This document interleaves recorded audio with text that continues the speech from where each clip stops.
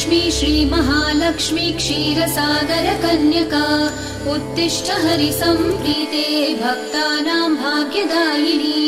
श्रीलक्ष्मी श्रीमहालक्ष्मी क्षीरसागरकन्यका उत्तिष्ठ हरिसम्प्रीते भक्तानां भाग्यदायिनी।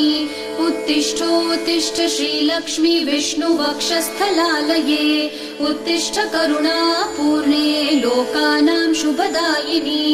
उत्तिष्ठोत्तिष्ठ श्रीलक्ष्मी विष्णुवक्षस्थलालये उत्तिष्ठ करुणापूर्णे लोकानां शुभदायिनी।